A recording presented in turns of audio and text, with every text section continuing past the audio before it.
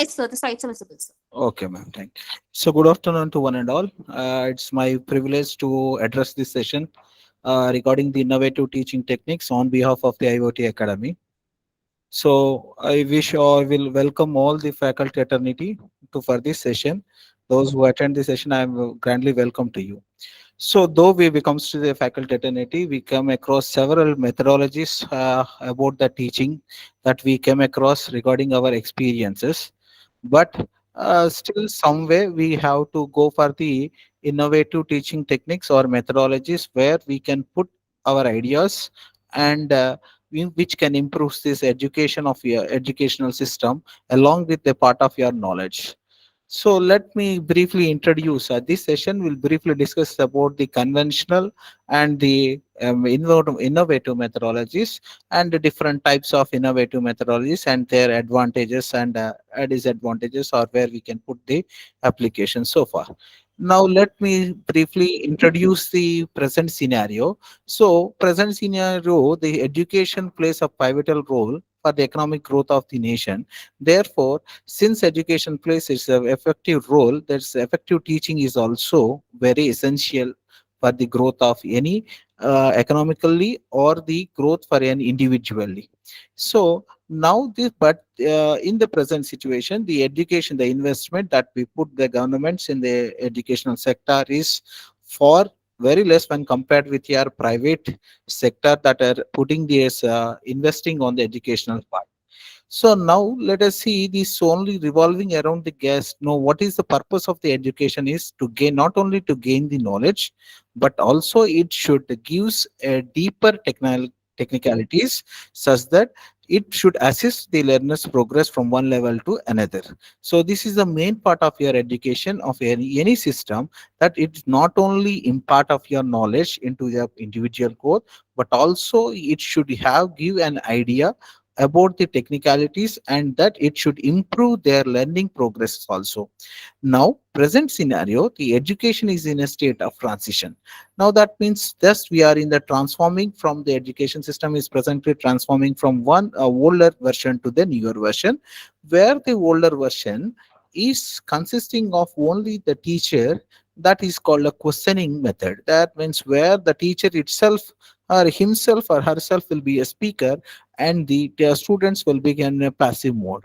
So whatever the information that is passing from this teacher to the students, that is only in a one way mode of your communications. So from that state of transition to let we are going to move the new version, that is called a learning new method of learning, that is called innovative process.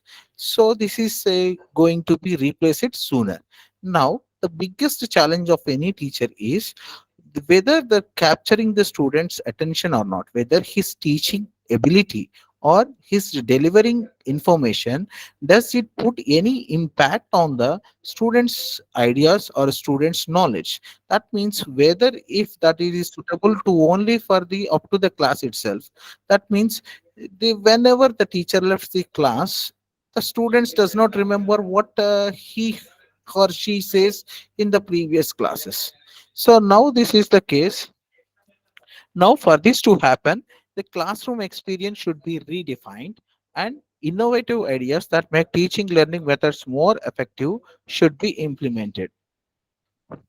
Now, the use of innovative methods is in educational institutions, it becomes the most potential, which not only improves the education but also empower the people and strengthen their ideas and their galvanize the efforts to achieve the human development goal for the country. So this innovative teaching means creativity and novelty of the teacher, which changes the style and method of teaching. Now, so innovative teaching is necessary for the present and future of education, which has to be help students to reach their full potentials. So far the old tradition in the classroom that will becomes bore to the students if we take too many hours. So this is the main problem in a present scenario. If any lecture continues for 2 or 3 hours, it becomes more difficult and becomes more dull to the students. So in order to actively participated by the students, so it should take the innovative. So therefore, that respect, the innovative teaching has gone to a it has gone to their importance. Now, innovative teaching is a necessity for all teachers in order to meet the educational needs of the new generations. However, teachers' competency for innovative teaching is a key factor. This is what a very important concept regarding making your innovative thoughts. The teacher's competency, that means ability for innovative case. This is a very important concept while you are making the innovative needs. Now, when we see for the classification, there are generally two types of teaching methods are there. One is conventional teaching methods, and next one is the non-conventional teaching methods. First, the conventional teaching methods, that is a blackboard method. This is very commonly known as back to basics. So, which is our traditional part of your or customary teaching. Now, this methodology will includes involving both instructors and students, but they whatever the information is said by the instructor only, and the students becomes passive. Now, this information is gathered by the instructor mainly from the textbooks or from the lecture notes, and or will be with his or her past experiences. Now, here in this case, in this methodology of conventional teaching methods, now the students will become passive. Just means they will sit on the benches and they goes on listening only. They are not actively participated in the lecture or the passage of your information. Now, delivering information through this method sees no priority in catering to the rich and diverse learner population.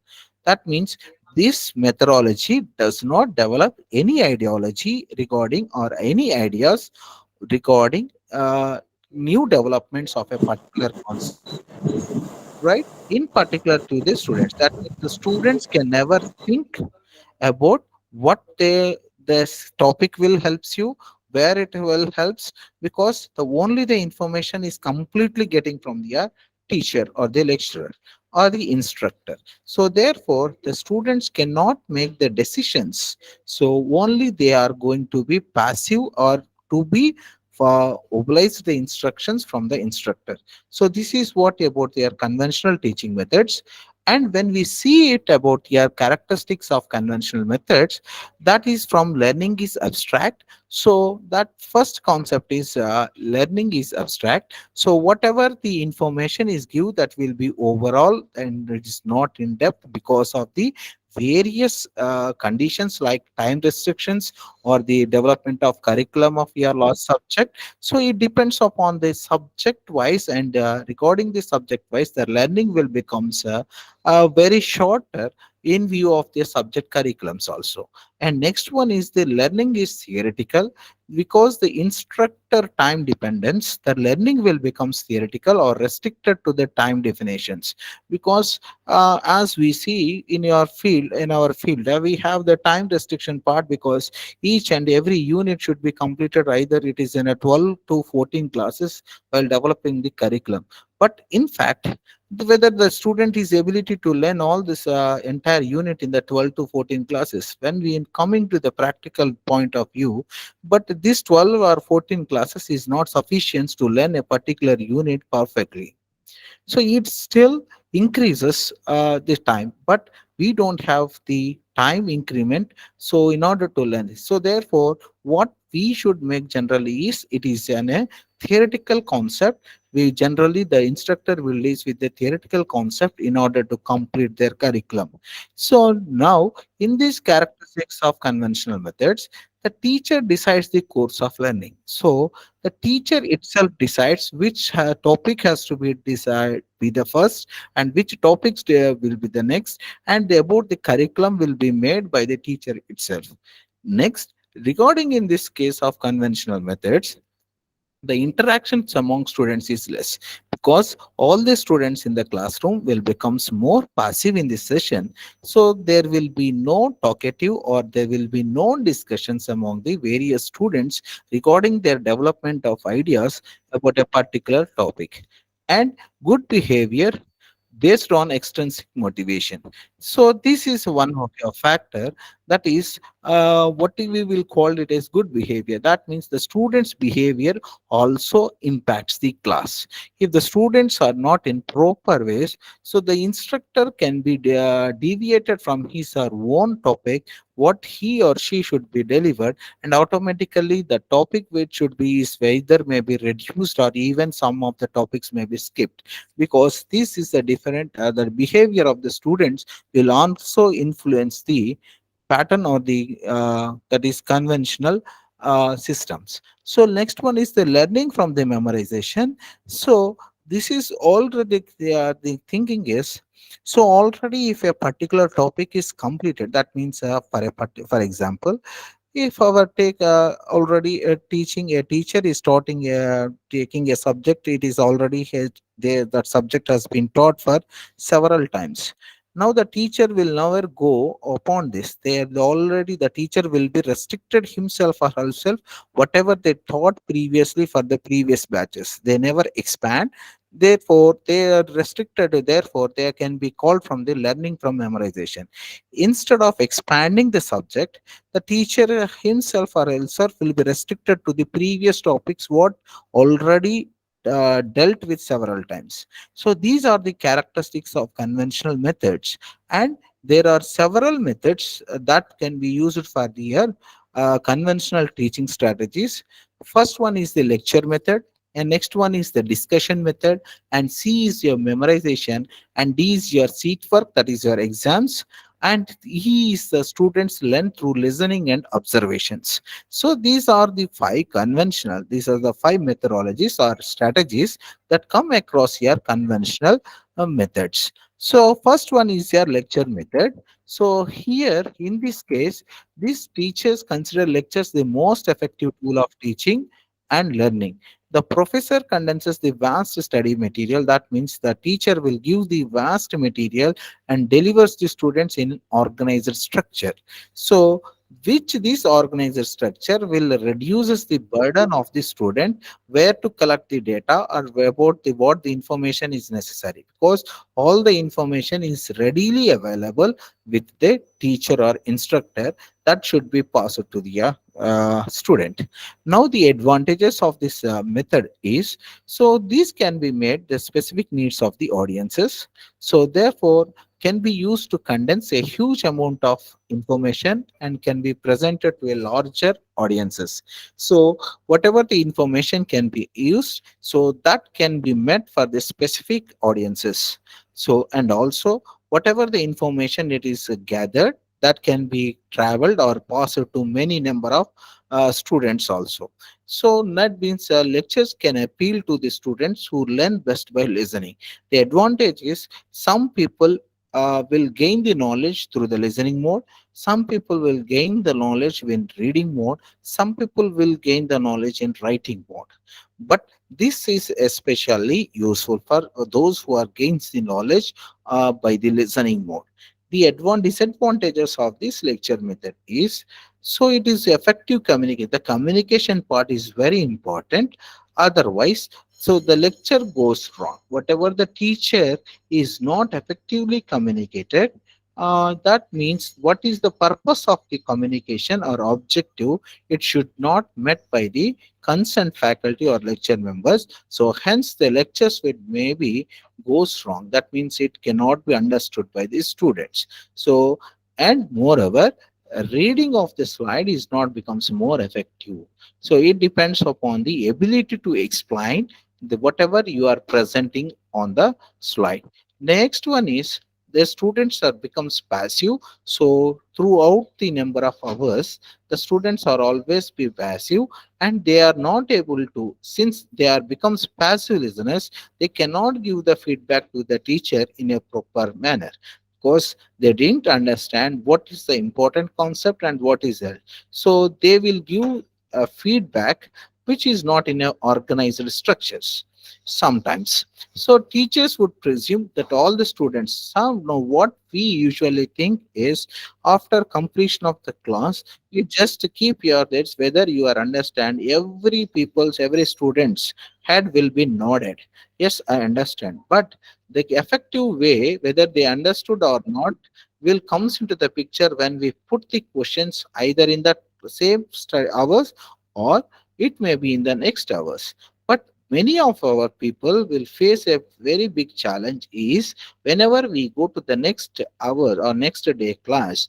Now when we ask, put the question what we have discussed yesterday's, so many people will forget it, what we have discussed. This is the biggest challenge that should be faced by every teacher. Now it is our ability to make them remember what we taught that class in everyday's class. So that means we usually thought every members has been understand the present class. Since we are not taking any feedback or not considering any feedback, so therefore we thought that everything is fine. Next one is the discussion method. So this discussion method of conventional teaching is based on the Socratic method. So in this method, what we are coming to is, so the students has to come to the class well prepared. So that means we will present a topic. So when put it in the practical, we just what we will discuss is, after the session of the each class, we generally takes that tomorrow topic is so and so, come with the proper information, basic information regarding with this. So this is what we have. We will keep the instruction for the students. But when we observe, many people will not comes to the will never follows the instruction, and just they simply comes to the class without having any proper basic information regarding this. So now this, but in whenever if you want to implement this method, the students has to come to class well prepared. So they think out their arguments in advance to answer their peers questions and counter arguments. So now this discussion method will makes this these discussion methods will make the improvement of your students performance while answering their peers questions, and also they can keep the counter arguments. It sharpens their powers of reason and analysis. Now it also not only provides the fundamental skills of learning, but also is a discipline or professions. So now this is the case, but the problem lies with this discussion method is sometimes the discussion may be converted into the arguments. So this is very big problem that where the teacher can be has to be taken care of. So because if the teacher cannot be properly aware, then sometimes it will be converted into the arguments.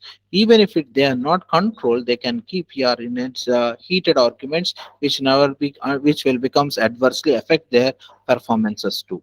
Now the advantages of this is their participation, emphasis, or learning instead of teaching. Here, the teacher instead of teaching the class, the listener will become interested in learning the new concept.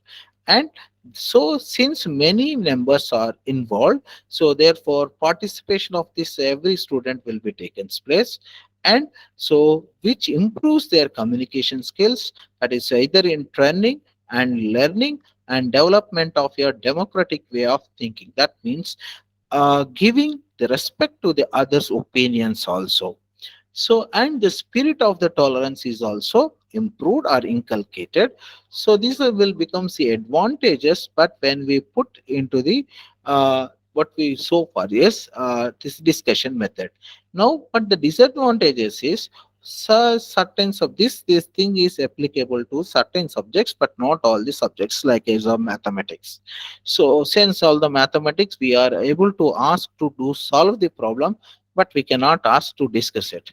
So, and this method cannot be used for, yeah, very small children. That is a very, and also these students may not follow the rules of discussions. So before coming into the discussion method, the instructor has to give the complete information how you are going to organize this methodology, and also how to keep awareness about the rules of discussion. While on your discussion, the instructor has to be understand or observe whether they are violating the rules of discussions. In certain cases, the rules, if you are they are violated, it will convert it into the arguments. So, and another disadvantage also there. So some people will be talkative, some people will not be talkative, so their performance is little bit poor. So some students, if they are actively participating in this organizer method, so while others will never cannot be whether others will not be able to participate it. So therefore this is completely goes on into one way communications part, while others may try to dominate it. So, and next one is the teacher may not be able to guide and provide true leadership regarding these discussions. So here, in this case, the teacher or in the instructor will able to observe only, but cannot or give the proper instructions, or they cannot guide them properly, because they are always acts as observer. Now, so when we go for your conventional teaching methods, so there are certain advantages. That is, I can present the information in a quick manner, and teaching learners who learn best by listening. So this methodology is very best communicative. Those who gain the knowledge by listening process, and it is cheaper than the modern teaching methods. So some subjects like mathematics or chemistry are best taught on the blackboard, as there is a need of explaining the concept at each every level. So the disadvantages, apart from the advantages of the conventional systems, so there are certain disadvantages too. That is, not all learners learn best by the listening. So only few people will understand through the listening mode. And next one is keeping learners' interest is often difficult, right? So continuously taking of the classes, it will becomes more difficult for the student to keep them of here interesting right from the beginning of the class to the end of the class or end of the sessions. So this is very important concept, that is to make them interesting throughout the session. The approaches tends to require little or no critical thinking. That means here, since the students will becomes more passive, the thinking ideology or any relative concepts regarding to a particular session is almost will becomes either zero or a little.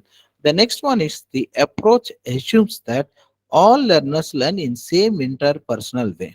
So that means, see, every student will have their own methodology of learning, but we assume in the conventional system, we try to impose the common method for each and every system. So therefore this cannot be appropriate to each student.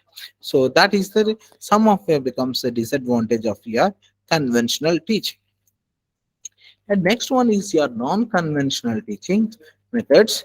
That is non-traditional methods, which is also known as innovative methods or modern teaching methods, which uses of your technology, the animation, and special effects, and are generally learner self-directed interactive in nature. So these are now it was transformed into years modern teaching methods. Now the modern teaching method is effective because the learner learns through sociable interactive environment and becomes independent learner. So this is very effective because the learner himself always tries to gather information and gain himself or herself through various modes of interactive sessions like social, that is videos, or some various methodologies, so that they can learn themselves. So when we coming to your case, right, so now there will be a non-conventional teaching methods. So output, that is modern conventional methods, they have various different types of methodologies are there. So some we have discussing in this session, that is peer assisted learning and problem based learning, and next one is the team based learning and small group discussions and flipped classroom projects, and also about the project works. So, let us see one session each wise. Now, The peer assisted learning, it is generally it is implemented by the British higher system in the 1990s. It was first started by the British higher education system in the 1990s, where they called it as student to student support system.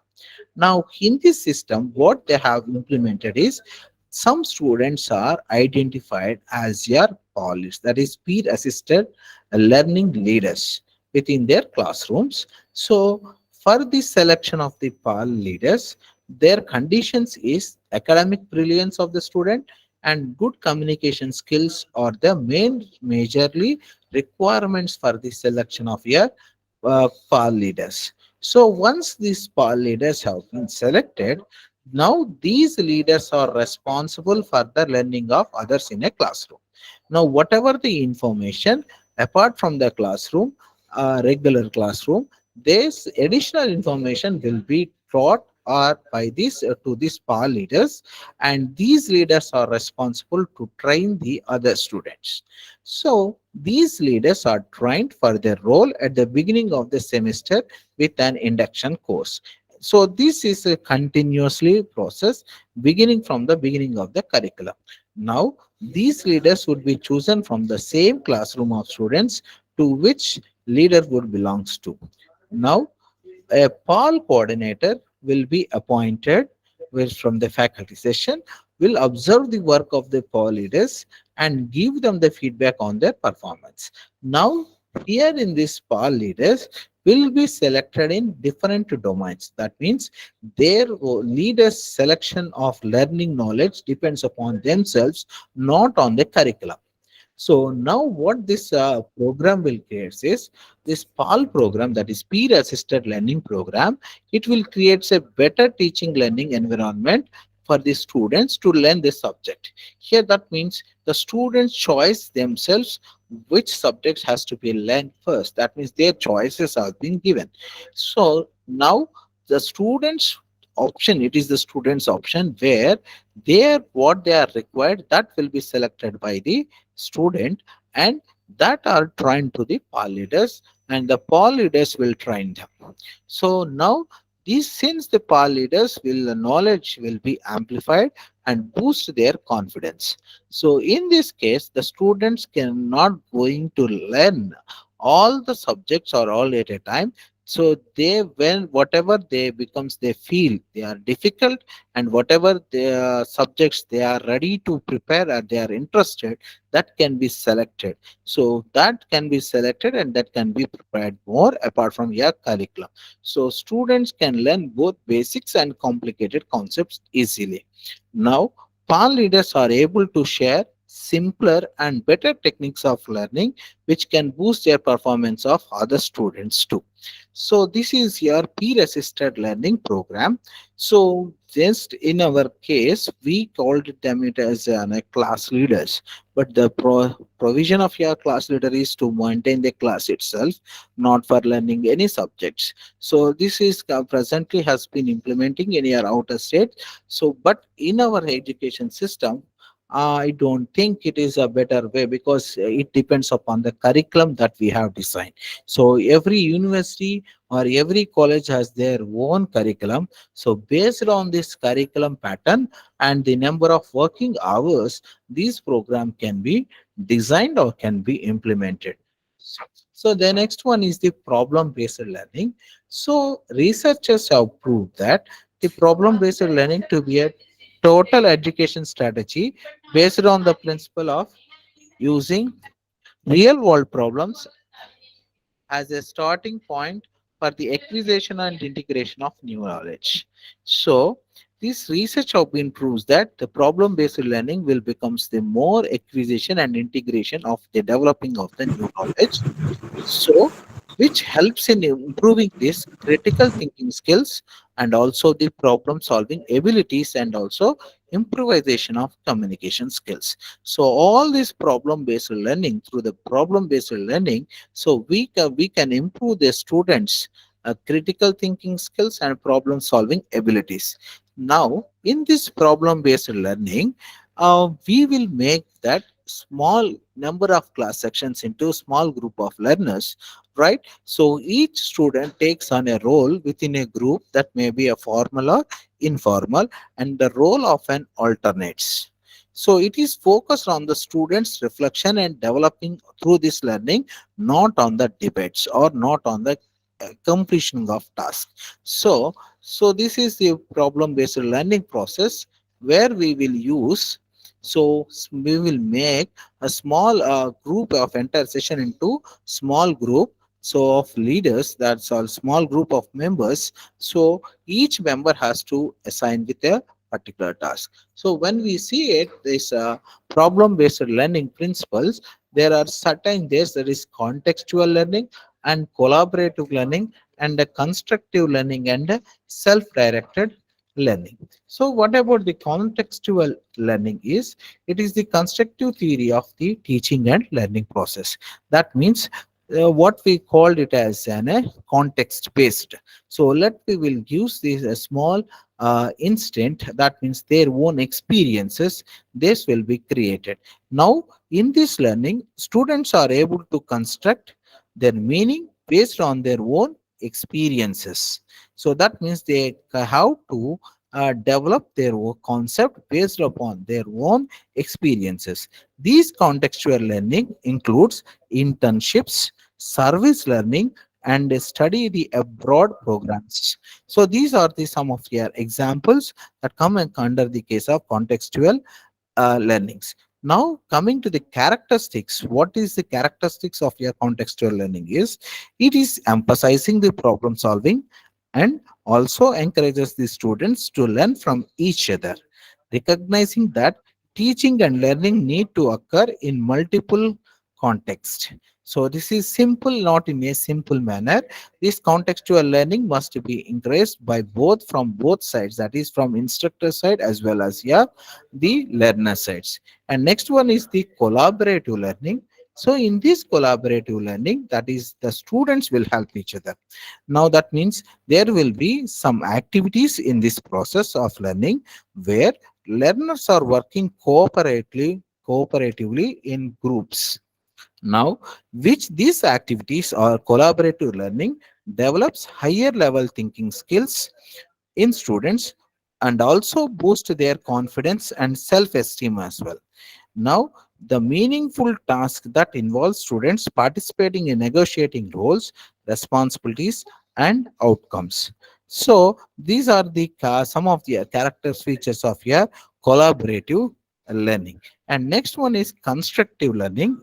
So, when the constructive learning, so in this type of learning, the teacher poses questions and asks students to find out the solutions for that. So, instead of giving the brief introduction of a particular topic, the teachers when comes into the class, they will put the small questions regarding their a particular concept. So right from the basics, now they will ask the students to find out the solutions for that, so that the students will try to enhance their find out, that means enhance their knowledge in finding out the solutions. In this way, this learning of their particular concept will be in a very emphasizing the manner, so has to improve this knowledge of your learners. So this is about your constructive learning. That means instead of taking the class directly, the teacher will put the class as a topic in terms of your questions and ask the students to find out the answers for that. So next one is self-directed learning. In this self-directed learning, the students immediately takes initiative for learning. So that here in this method, teachers provide only the advice, directions, and resources to support the students. So this is what about the self-directed learning. And now this the role of this in this problem based learning. So there will be a one role can be played as a tutor, The next one is in if you have group discussions, there will be considered as a chairpersons or observer or group member or board writer. So different roles can be played in a different scenarios. So the next one is methods of analysis. So that is a brainstorming and concept mapping and mind mapping. So these are the different methods that will be implemented in analyzing of your the in finding out the solutions of your problem based learning. So the next one is here. So there are 7 steps how to find out it. So the first one is, in this case of implementation of problem based learning, first the student has to identify the problem text and context. So that means the problem has to be identified by the students itself. And next one is formulate the problem definition, and what is the regarding that particular concept or present scenario, what the problems are going to be faced, and the students have to be analyze the problem.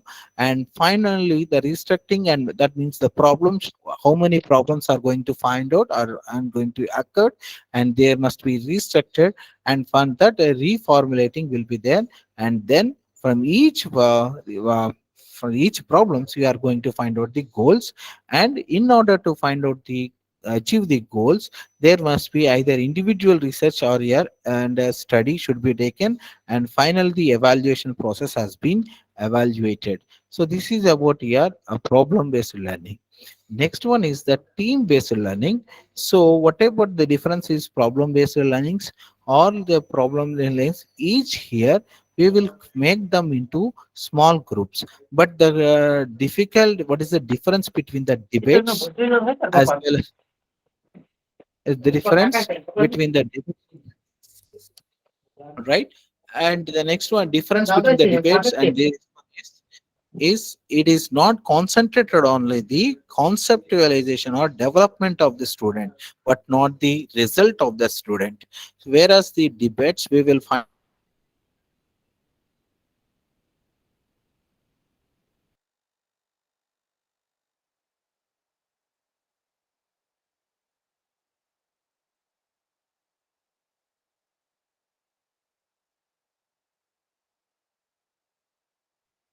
Excuse me, sir.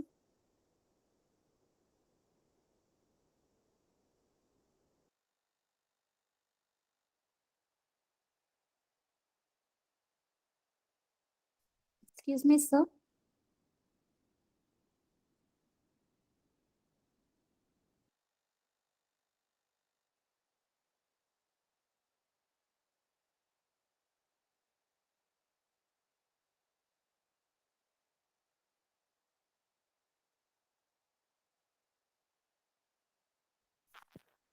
Excuse me, sir.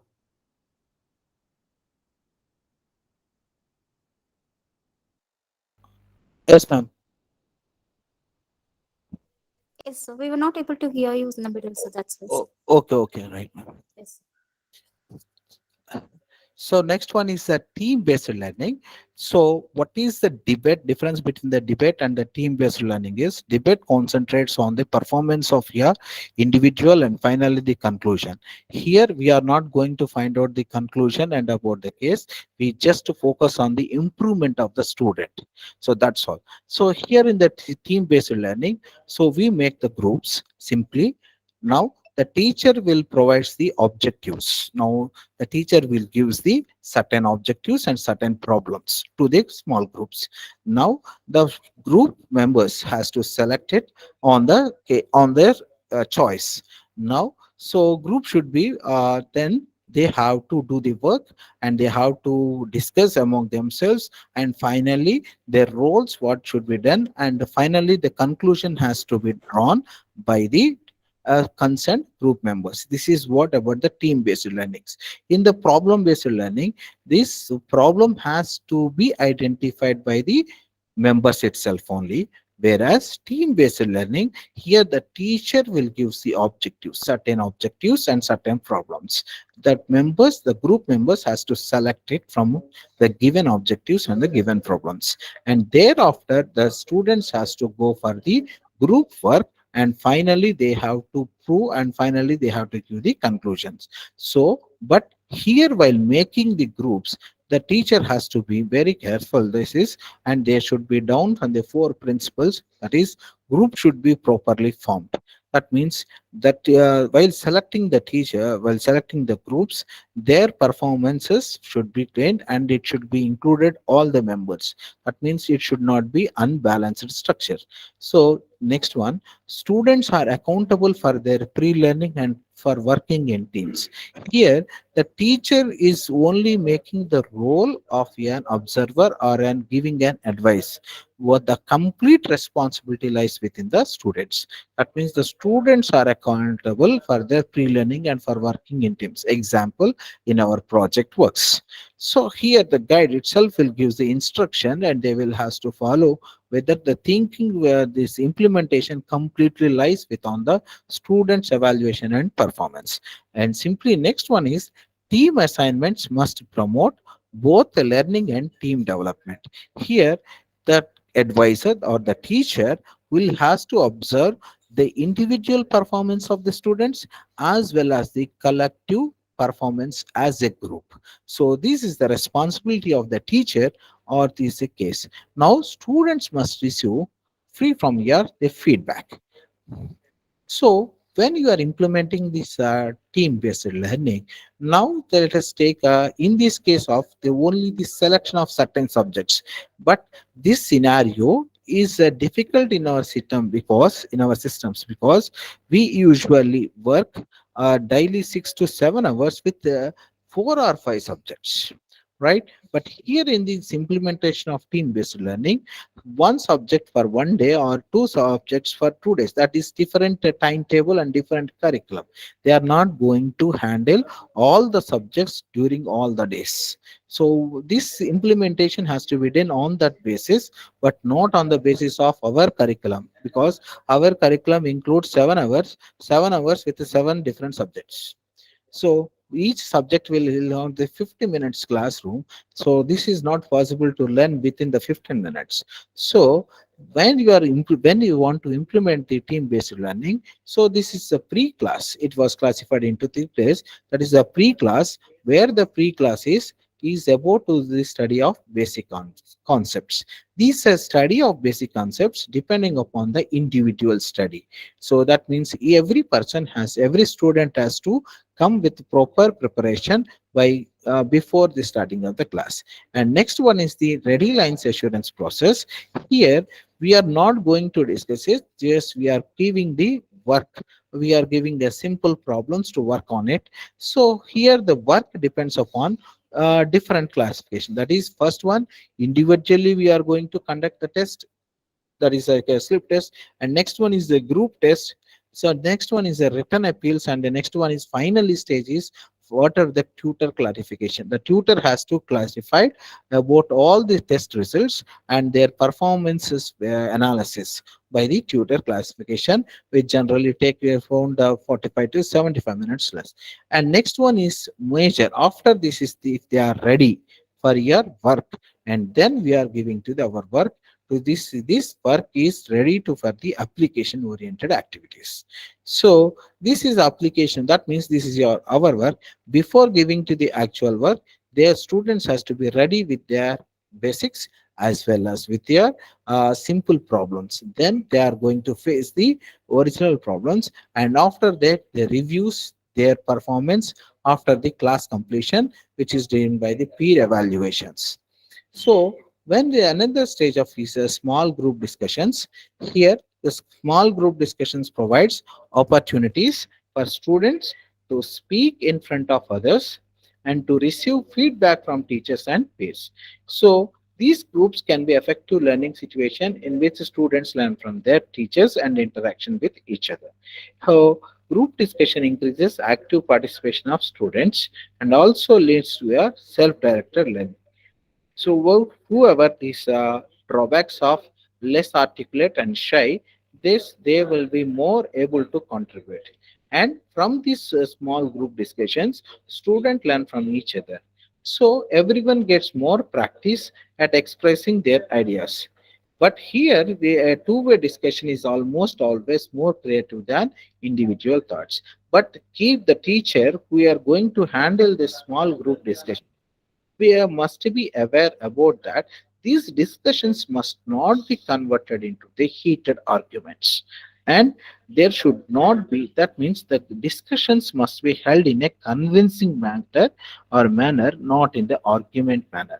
So that means the group must be able to convince other the groups with their logic, but not with their arguments. So next one is the strategies for, so there are different strategies are there to implement these small group discussions. One is collaborative mind mapping, so which implements the Google Docs and Sheets. That means through our exams and through different scenarios we can use. And next one is the think pair share. So think pair share is a collaborative learning strategies in which students work together to solve a problem, or they have to even if they have to develop a problem of their own and to find out the solution, or even they have to can share the ideas with their classmates. And one more strategy is to implement this small group discussion is simple jigsaw. So here, now in groups of this jigsaw means a small group. Here the group consists of 5 members.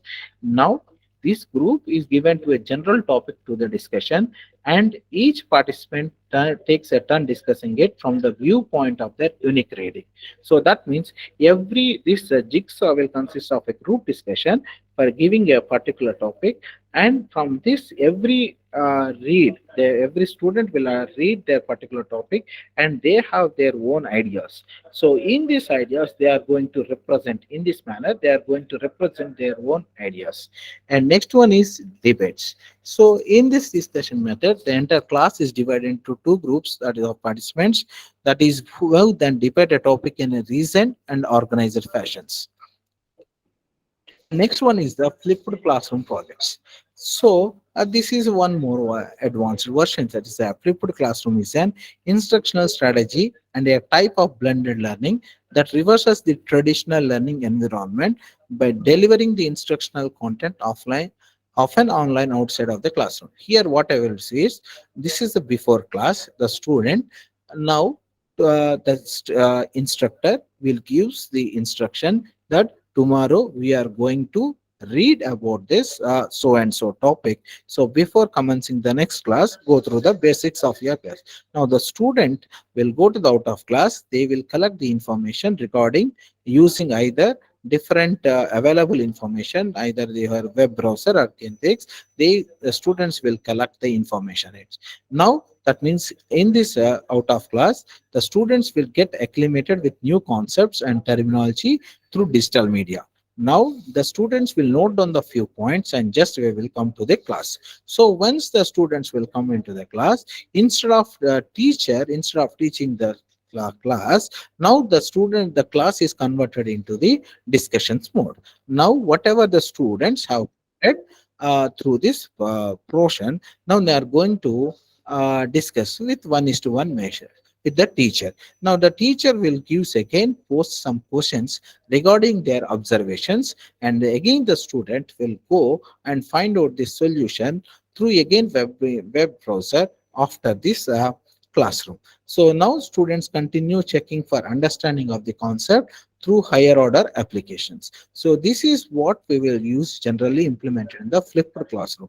That means the one topic will be presented to the teacher by the teacher, that will be reviewed through your digital web media, and that will be discussed with the teacher in the classroom. And the classroom the teacher or the instructor will post some questions, or that on the discussions they will raise some values, and again their concept should be again reviewed by the digital media after the classroom. So this is how your flipped classroom projects will be implemented. So the next one is the computer assisted method of teaching. Now, in this computer assisted method of teaching, it is an approach to teach and learning in which computer technology, so here is used as aid. That means using the computers we can rose increases the learning process. So which improves the interactive learning and also educational management and also learning opportunities.